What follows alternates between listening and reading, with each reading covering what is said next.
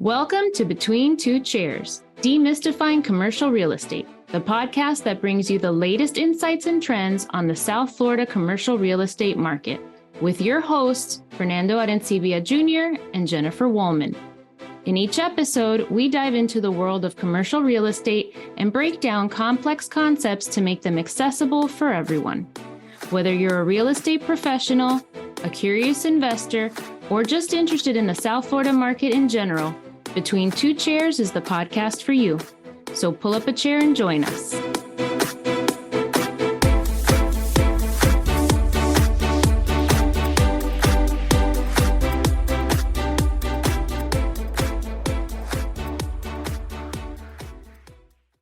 Welcome, everybody, to another edition of Between Two Chairs.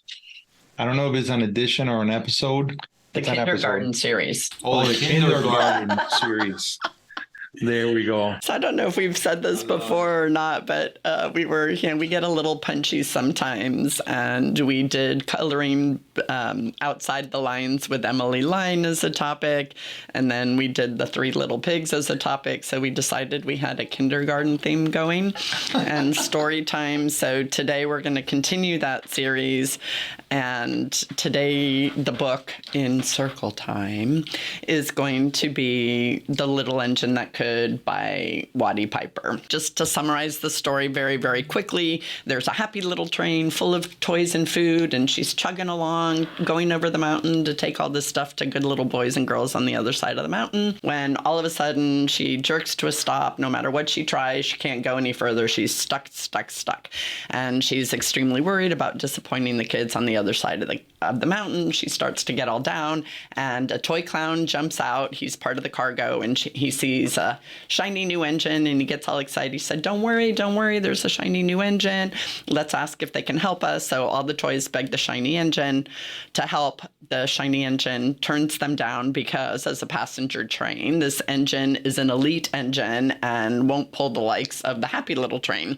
So everyone's disappointed except for the little clown, who states that the shiny train isn't the only one around. He spots another train. This other train is a big, strong engine. He can't do it either because he's too important to pull such a small train over the mountain. Then an old one comes along who's too old to do anything. So everybody's giving up except for the little clown. And finally, a little blue engine comes along, and the clown and toys all asks this little blue engine to help. And this little blue engine, she says, well, I'm a super small engine. I'm not used for much. I've never even been over the mountain, but I think I can. And then she starts chugging. I think I can.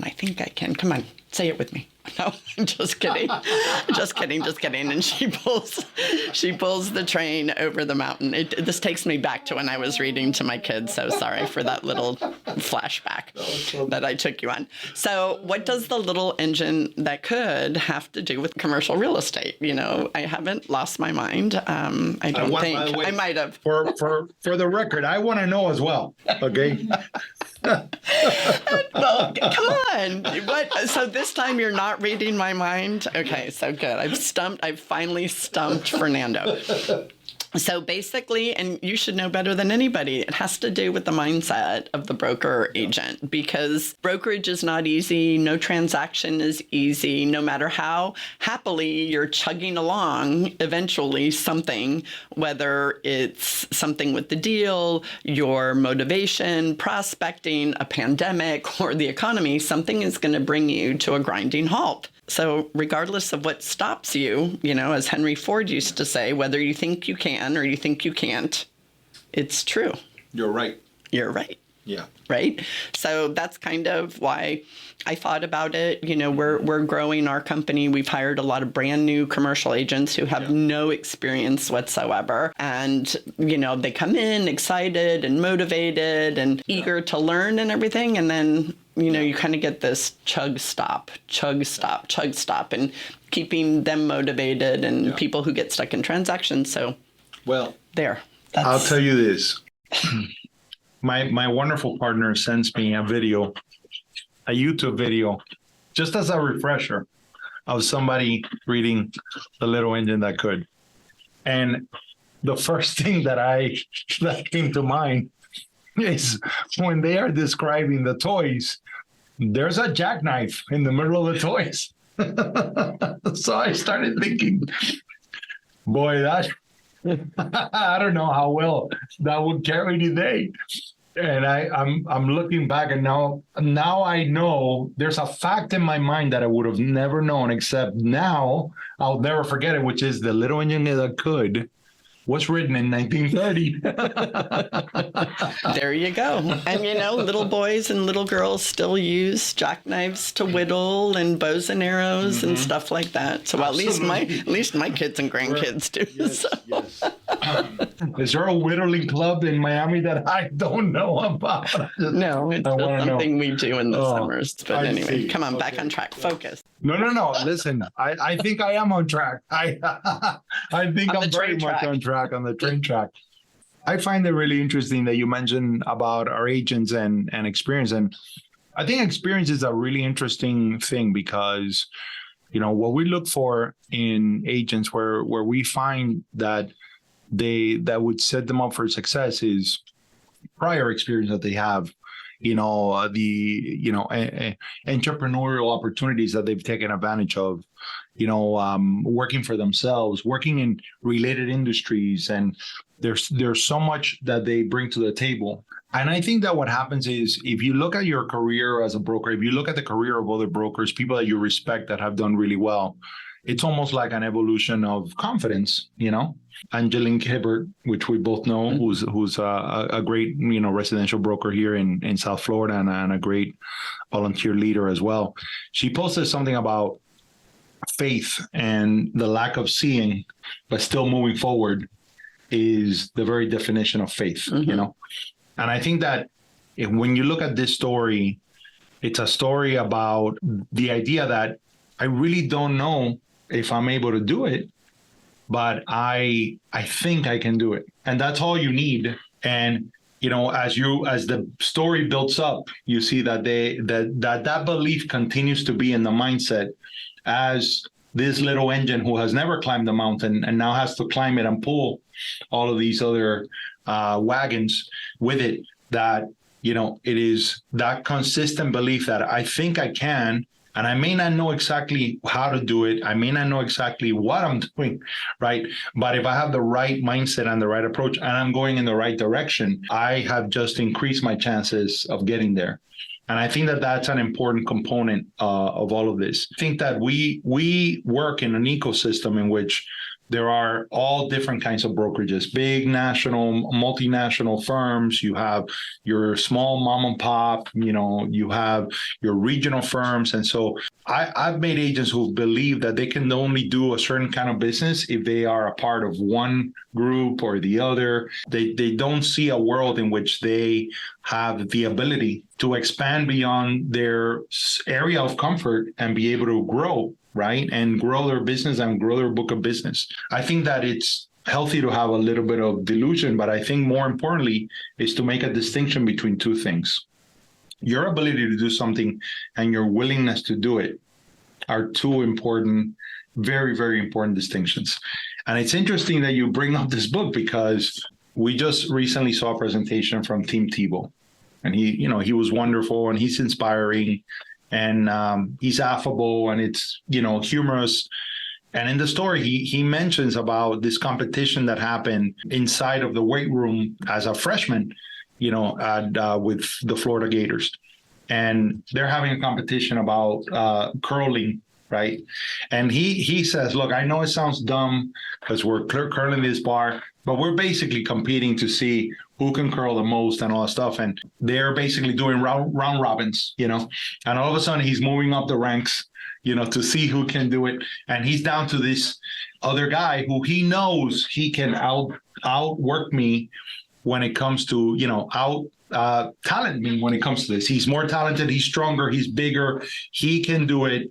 But he himself, I don't know if I'm able to do it. They're pushing each other and he's hearing the crowd cheer and all that stuff. And he says that, for the first time, I wasn't, because his older brother was in the team. He says, I wasn't his little brother. Now I am Tim Tebow, I am myself. And, I'm seeing the eyes and the way that my teammates are looking at me is different, and he keeps going.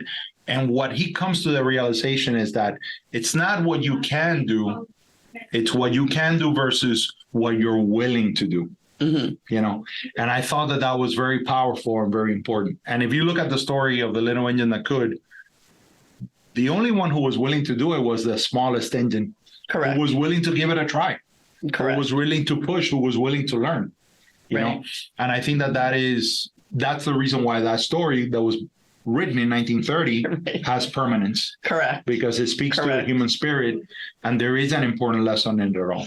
So my takeaways and the way that I see it applying to commercial real estate or anything in general, I guess, is stuff is going to go wrong. You're going to get stuck. So what do? You ask for help, right? After you ask for help, don't get discouraged. You know, you're going to get a lot of no's before you get a yes for whatever reason.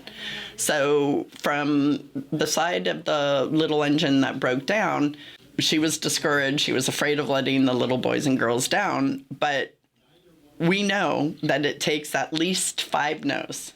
It's between 5 and 6 no's before you get to a yes.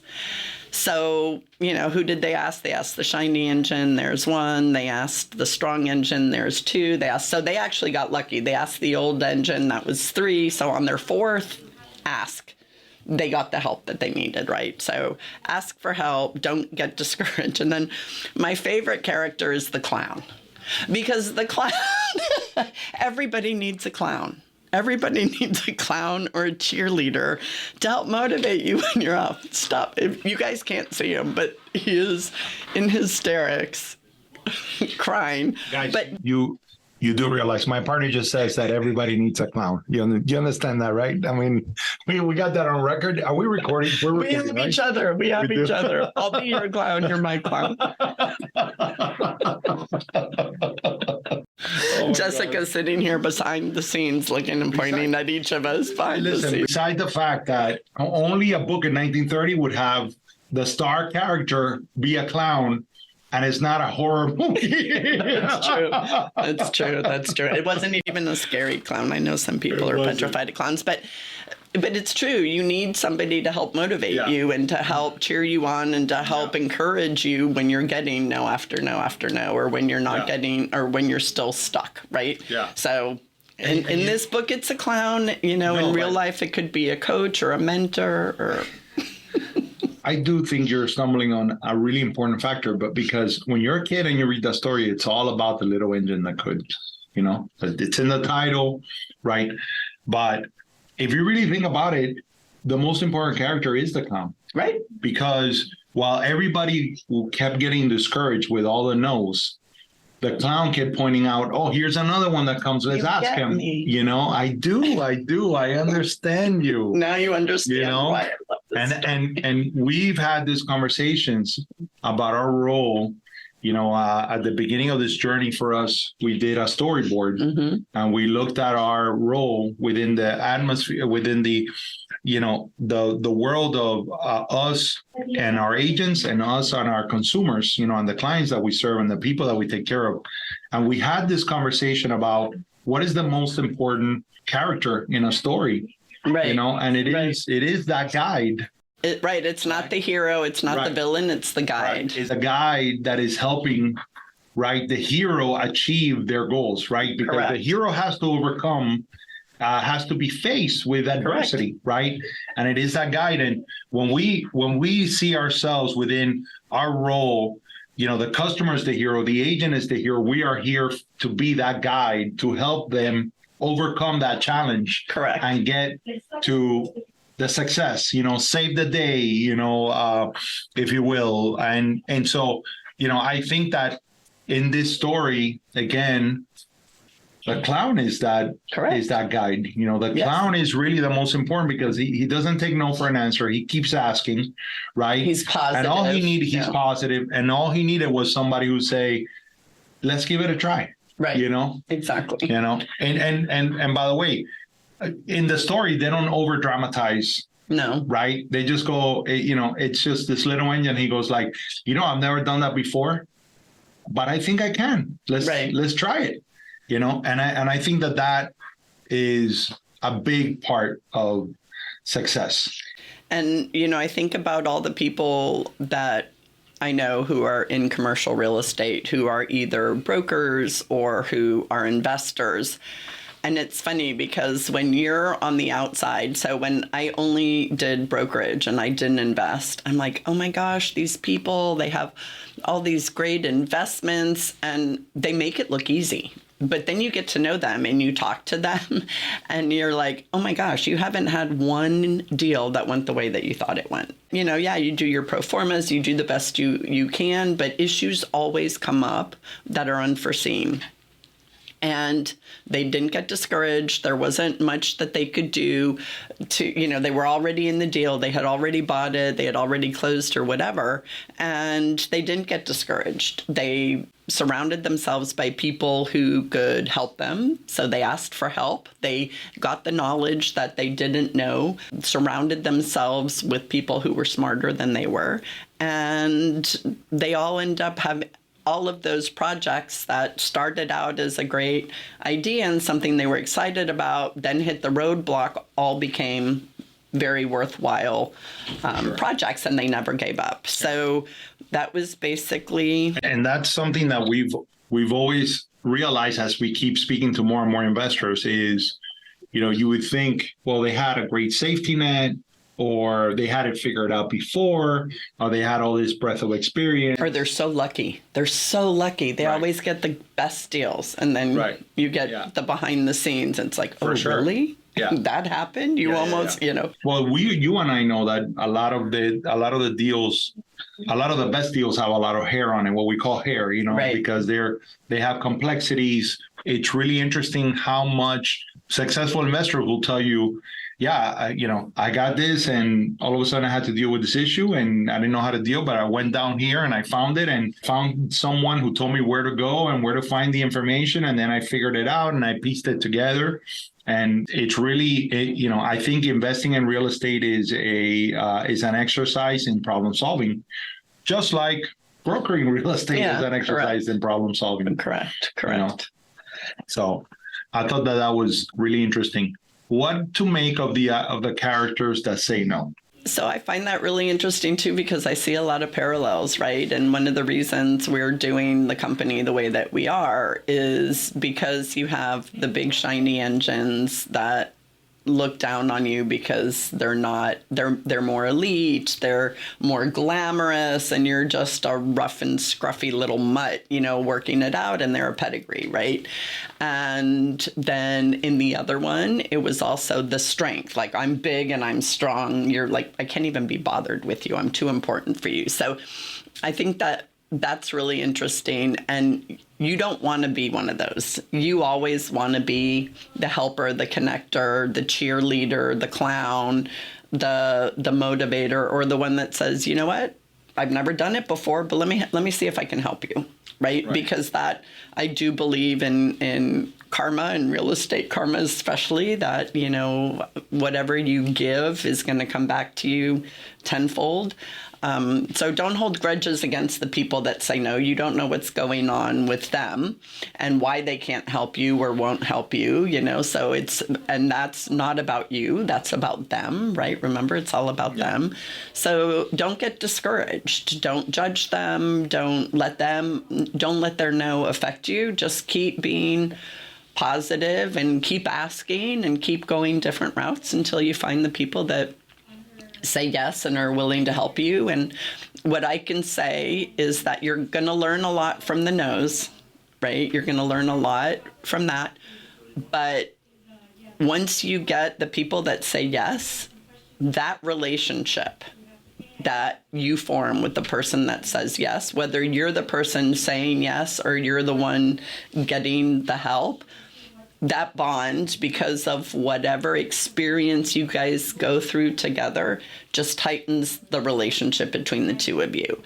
And we always say real estate is a relationship business, and we're usually talking about us and other brokers, or us and our customers, or us and our agents. But it goes out to your bigger network. It goes out, we always say you need to have this whole network of your lenders, your attorneys, your title companies, et cetera, et cetera, et cetera. And once you find those people that say yes, hang on to them. and make sure you reciprocate. You never know when the time's going to come. I think this story says a lot about both, but the biggest thing is to not hold a grudge and not be upset or bitter or judgmental about the no, because it's the people who say no. Mm-hmm. It's not about you. They're not saying no to you. Right. They're saying that they're not willing to do it. It's about them. What I see is a parallel of when you enter in an arena, almost like an arena of competition. They were not competing with each other, but if you look at the dynamic of having the big shiny engine, and then you have the engine that was tired, and you have the engine that was older, and it is the little engine that was able to be successful, right? But all three of them would have been able to get the wagons up the mountain, right? Without a doubt. But only one was willing to do it. And right. So, that's another aspect of this that I think is very important. That's why, again, the quote that was very memorable from the Tintivo presentation was, for me, that idea that it's not about what you can do, but what you're willing to do. And I think that it's a perfect example of why this is an amazing industry, right? Mm-hmm. And I speak about it all the time. It's very entrepreneurial in its nature. You can grow into it and you can gain market share because people want to do business with people that they know and trust. Mm-hmm. Okay, but why? Because there is a level of confidence that they need to have that the person on the other side of this transaction that is next to them, that their guide, if you will, is going to do everything they can, right, to be able to help them achieve their goals. And that's why, whether it is a big firm, little firm, whatever your competition is, in a lot of ways, when you wake up every day, you're really competing against yourself. Correct. Right. And the question you have to ask yourself is, what am I willing to do today to be better, to expand my horizons, right, to learn something new and to help somebody in a better way. Right. And if you do that, everything will take care of itself, and I think that we're balls of energy. And if you have that willingness of spirit, you will find your own guide. Correct. You will find the person that is going to give you the answers. I always tell people, I don't have all the answers, but I believe that I know where to find the person that does. Correct. Correct. And so, we become this interconnected web of all the people that we know in every sector of the industry and outside of the industry, mm-hmm. that whether it's in the planning and zoning departments, or if it's a tax issue, or if it's an issue that has to do with inheritance or trust, any of those things, probate, and we become interconnectors, in that way. But that interconnectivity, which goes back to your point, has to start with that willingness to do it. I can sit down with somebody, you can sit down with somebody and give them a blueprint of everything that needs to be done in order to scale their success. Correct. But the overwhelming majority of that success is predicated upon their effort and their willingness to do it. Correct. And can we give a shout out to, we have a wonderful agent in the Tampa area, Cindy DeSharon. Sarasota. Sarasota. We happen to be in Orlando for a conference, and we are touring a shopping center that we're listing for lease. That it's a mixed-use shopping center. There's offices in the second floor, and we were setting it up. She knew that we were up there and drove an hour and 45 minutes to spend a couple hours with us. Right, because she said that shadowing us just to see. I said, well, all we're going to do is walk around. We're not even taking pictures. We're going to walk around, take a look at it. And she goes, but it's like on-hand learning. Yeah. Like, I get to see, what do you look for? What do you recommend? So yes, huge shout out to Cindy. But to me, it speaks volume of, again, here's a person that has some very clear goals. Mm-hmm. She has goals for 2023, goals for 2024. She knows exactly where she's going. Direction and intent are very important. Correct. But the fact that she has all of the willingness to do that work, correct, and to put in the effort and to see the value of spending a couple of hours and walking around and seeing how we see the shopping center and the things that we were discussing about it, and even the way that we were breaking down an area and why it's an important. And so I think that for me, again, I love that stuff, and it just energizes me. Like, I know it energizes you to even give more, right? And it was an hour and 45 minutes each way. So she spent more time in the car than she did with us. And she was happy. She was excited. She was pumped. And it was Sunday. Hey, but we did have some good guacamole. We did have some good guacamole. All righty, it's time for our fun fact, because this is a short story. The whole short story on YouTube is only 8 minutes, and we sat here and dragged it out. Listen, I know you want to end this, but we do have to say, not only did you call me, I mean, you didn't call me a clown, but you said everybody needs a clown, but then you also mentioned there was a mutt in there in the conversation. You know, this has been very eye-opening, and I think the next time we do a podcast, we're going to have to interview a therapist. So, Jessica, you want to be our therapist? Oh my gosh, she already is. She already is. Yeah, she already is. I love it. So you want to go first? I know we don't have each other. Well, listen, 1,000%? You sure? 1,000%. All right. Why? Because you peaked? No, I just know. All right. There we go. I was looking at this. There's over 251 million children's books. What? 251 million children's books that were sold in 2022 in America. Wow. That makes up 32.8% of all books sold in the United States. That's amazing. We have a lot of podcasts we can do. Oh boy, I am in trouble. I didn't mean it. That went sideways. That's not what I meant, guys. No, come on. You know that book. Everything I ever learned, I learned in kindergarten. Yes. I still believe a lot of that is true. And this little story was a case in point. My fun fact has nothing to do with children's stories. Ferdinand the Bull. Well, I have a couple in mind. But I don't want to. Yeah.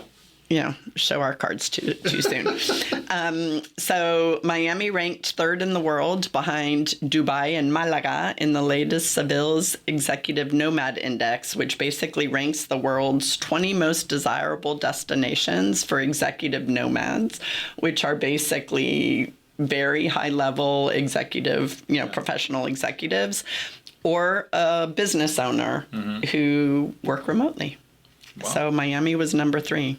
Wow. Behind Dubai and Malaga, which is where my son's playing right now. So a little jealous. Well, I mean, I don't blame them. I've been to both and I'd rather be here. No. I was gonna say I've been to both too. They're both extremely nice, but you can't complain, being a non-nomad in Miami. I know. So I tell you spend 5 days away from Miami, there's a part of you that goes like, oh man, I miss Miami. Yeah, I can't wait to get back to Miami, as my granddaughter and my daughter used to say it, and now my granddaughter says it too. She's like, it's not Miami. She's not, when I say Miami, she's like, no, it's Miami. Well, listen, old school Miami folks know that there were plenty of people walking around calling it Miami.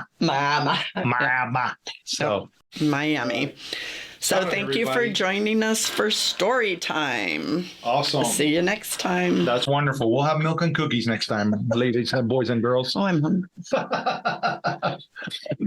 Shout out to my wife, Desiree, who is a third grade teacher, elementary school teacher, starting, the school year, and all the kids and teachers that are going back to school, as this is that time of year. Yeah, and I hope everybody has a wonderful, wonderful year. God bless you all. Bye-bye. I have the last word.